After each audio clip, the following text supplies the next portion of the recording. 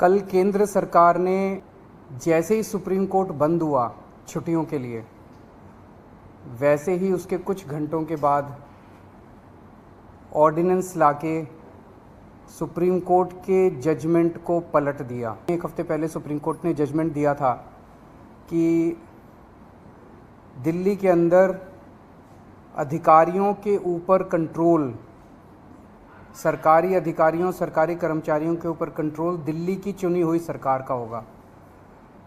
Supreme court ने यहाँ तक बोला था कि अगर किसी अफसर को ये पता है कि उसका मंत्री उसको उसका कुछ नहीं बिगाड़ सकता, तो वो अफसर मंत्री की क्यों सुनेगा। ये वो कोर्ट के ऑर्डर में लिखा है। तो इसीलिए कोई भी जिम्मेदार सरकार चलाने के लिए ये ज़रूरी है कि अफसरशाही और कर्मचारी जो हैं वो सीधे सीधे चुनी हुई सरकार के अंडर में आएँ। इसको कल इन्होंने 4 बजे कोर्ट बंद हुआ, 5 बजे और 10 बजे इन्होंने ऑर्डिनेंस पास करके उस कोर्ट के आदेश को पलट दिया। जिस दिन आदेश आया था उसके अगले दिन इन लोगों ने सोच लिया था कि ऑर्डिनेंस लाके इस आदेश को पलटना है, क्योंकि अगर हम सीक्वेंस ऑफ इवेंट्स देखें, जजमेंट आने के और उसको पलटने के बीच में 8 दिन हैं। पहले 3 दिन सेक्रेटरी सर्विसेज गायब हो गया, उसका फ़ोन ऑफ हो गया। 3 दिन के बाद सेक्रेटरी सर्विसेज निकलते हैं, कहते हैं मैं कोर्ट का ऑर्डर मानने को तैयार हूं। तो चीफ सेक्रेटरी फिर बीच बीच में गायब हो जाते हैं और सिविल सर्विसेज बोर्ड की मीटिंग होने में 3 दिन लग जाते हैं।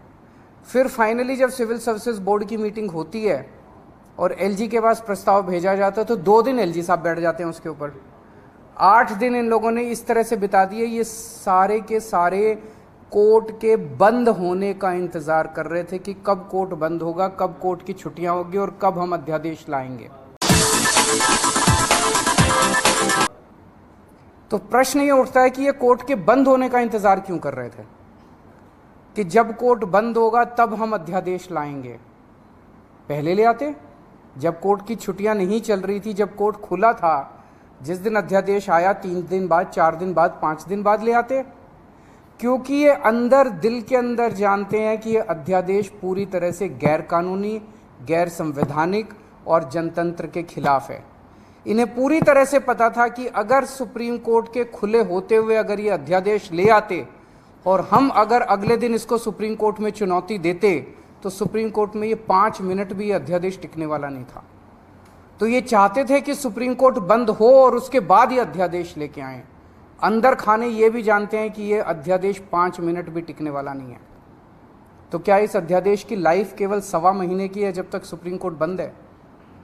1 जुलाई को सुप्रीम कोर्ट खुलेगा, हम इसको चैलेंज करेंगे सुप्रीम कोर्ट के अंदर और फिर सुप्रीम कोर्ट, हम जानते हैं कि ये भी जानते हैं, अंदर खाने ये भी जानते हैं कि इस अध्यादेश का क्या होगा। तो क्या ये अध्यादेश केवल इस 1.25 महीने की छुट्टियों के लिए लाया गया है?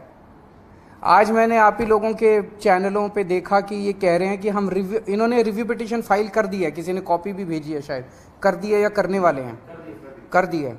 रिव्यू पिटीशन का क्या मतलब रह गया? जब ऑर्डिनेंस लाके इन्होंने पूरे के पूरे जजमेंट को खत्म कर दिया तो जो जजमेंट ही नहीं बचा उसका रिव्यू का कैसा? तो रिव्यू पिटीशन तो तभी मेंटेनेबल होगी जब अध्यादेश को वापस लिया जाएगा रिव्यू पिटीशन की हियरिंग के पहले। तो ये क्या ये इंडिकेशन है कि जैसे ही सुप्रीम कोर्ट खुलेगा इस अध्यादेश को वापस ले लिया जाएगा? नहीं तो रिव्यू पिटीशन का मतलब ही नहीं है। जज तो यही कहेंगे कि भाई तुमने तो सारा हमारा जजमेंट खत्म कर दिया, तो रिव्यू पिटीशन किस बात की है? रिव्यू पिटीशन तो कुछ है ही नहीं। तो ऐसा लगता है कि ये केवल एक भद्दा मजाक किया गया है जनतंत्र के खिलाफ, देश के लोगों के साथ, दिल्ली के 2 करोड़ लोगों के साथ। एक तरह से सुप्रीम कोर्ट ने जजमेंट दिया, क्लियर जजमेंट दिया कि दिल्ली की चुनी हुई सरकार को पूरा अधिकार है दिल्ली चलाने का, 3 सब्जेक्ट्स छोड़ के, police, law and order and land, बाकी सारे सब्जेक्ट्स हमारे पास हैं। उस जजमेंट को 1 हफ्ते के अंदर ये अध्यादेश लाके अगर ये टर्न डाउन कर देते हैं तो ये आम आदमी पार्टी तो बहुत छोटी सी पार्टी है, हम तो बहुत छोटे लोग हैं। ये तो सीधे सीधे केंद्र सरकार सुप्रीम कोर्ट को चुनौती दे रही है। सुप्रीम कोर्ट को चैलेंज कर रही है कि तुम जो मर्जी ऑर्डर कर लो, तुम्हारे सारे ऑर्डर हम 2 मिनट के अंदर ऑर्डिनेंस लाके, बिल लाके सब खत्म कर देंगे।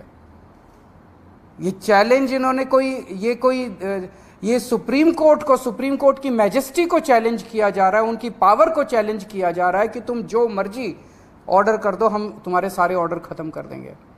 सुप्रीम कोर्ट की इंसल्ट की जा रही है। This is a direct contempt of supreme court.